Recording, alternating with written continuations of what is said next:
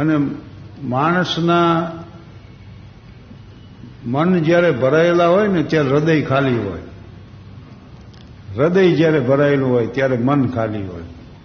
આ ત્રિવેદી સાહેબે કાલ મને ટિકિટ એને મોકલી છે પ્લેનની. સાહેબનો કાર્યક્રમ 31 છે, જે કેન્સલ થયો. જેમાં મારો ડબ્બો સાઇડિંગમાં કાઢી નાખ્યો અને મુંબઈ ફોન કર્યો તો ઓલા કે આવશો નહીં, તમારો કાર્યક્રમ કેન્સલ થયો. ત્યારે બધા રાજી થઈ ગયા પાછો કે સારું થયું કાઢી નાખ્યો એમ, ને કે આપણે ધક્કો થાત. મને કહેતા હરીન્દ્રભાઈઓ જન્મભૂમિ પ્રવાસીમાં કચ્છ મિત્ર અને બોલછાબમાં 5 વર્ષ સુધી લખ્યું. અને હરીન્દ્રભાઈ કાયમ બેહારીને પહેલાં મને સલાહ આપે કે લખો. એમ મને બીજું કાંઈ નહોતું, પણ વ્યસ્તમાં વળી આટલો ક્યાં સમય ફાળો. પણ એક દી એમણે છાપી જ નાખ્યું કે હવેથી દર રવિવારે લખશે. અને એને છાપી નાખ્યું ને એમાં હું મૂંઝાઈ ગયો ને હું મીડિયો લખવા એમને. કારણ કે મને શું છાપામાં આવી ગયું. એકવાર એક વાંજરાને કમજ હુજી, માણાને હુજે છે તો જાનવરને તો હુજે. એને એમ થયું કે આ જંગલનો ઇતિહાસ લખાય ત્યાં આપણા માટે 2 વેણ લખાવા જોઈએ. એવું શું કામ કરવું કે ઇતિહાસમાં અમર થઈ જવાય. વાંજરાને એમ થયું સિંહને જો લાફો મારીએ હું તો આમાં પેઢી દર પેઢી એમ કહેવાય કે અમારા વડવા એવા હતા માથા ફરેલ, સિંહને જઈને લાફો મારી આવ્યા. એટલે બુદ્ધિમાન વિચાર કરે, મૂર્ખા સીધો અમલ કરે. વાંજરો ઉપડ્યો જંગલમાં. બોલો, એક સિંહ વ્રત થઈ ગયેલો અને મારણ કરીને આમ જોકે ચડી ગયો. વાંજરે જઈને સિંહને લાફો માર્યો.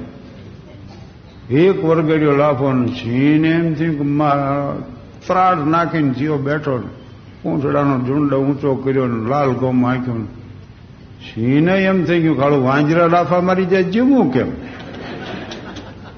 ઉપડ્યો વાંહે હું કરતો ને વાંજરાને એમ થયું હવે મારી નાખશે ખલા. બચવાનો કોઈ આરો નથી. પણ આડો અવળો ઠેકતો ભાગ્યો ઝડપથી. સિંહ જોવા આવેલા પ્રવાસીઓ કોકનું છાપું પડ્યું રહેલું તો એ આમ આડું રાખીને બેસી ગયો વાંહે. બસ સિંહ અહીંયાથી નીકળ્યો. હવે એને ખબર નહીં કોણ બેઠું. એટલે એને પૂછ્યું કે કોઈ વાંદરાને અહીંથી જતો જોયો?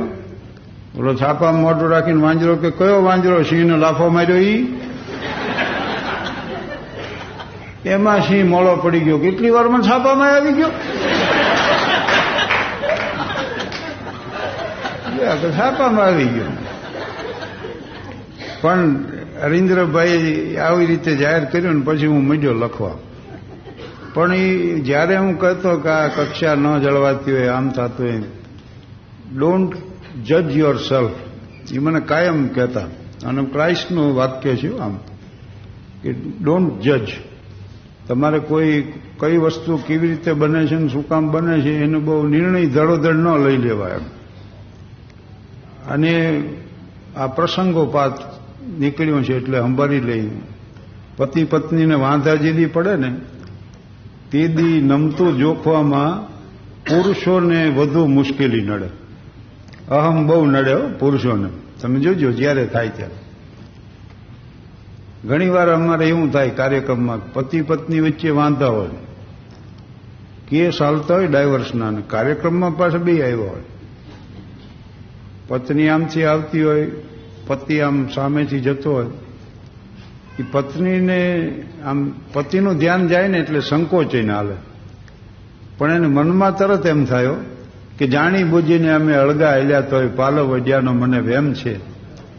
સાવરે સફાળા તમે ચમકી ઉઠ્યા ને પછી ઠીક થઈ પૂછ્યું કે કેમ છે.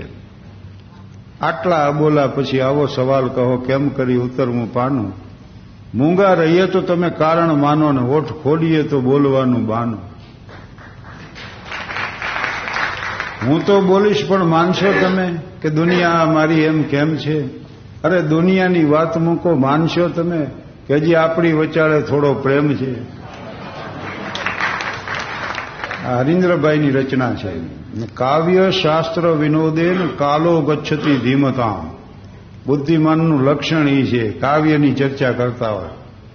લકડી જલી કોયલા ભયા, કોયલા જલા ભઈ ખાક, મેં અભાગીન એસી જલી ને કોયલા ભઈ ને રાખ. તરત કે બીજો કે કાગજ સબ તન ખાઈયો, ચુન ચુન ખાઈયો માણસ, દો નૈના મત ખાઈયો, મોહે પિયા મિલન કી આશ. વળી બીજો એમ કે કાગા નૈન નિકાલ દઉં જો પિયો પાસ લે જાય, પહેલે દર્શ દિખાય કે ફિર લીજો ખાય. તો આનો આનંદ ઉત્તમ પ્રકારના માણસો મેળવી શકે છે.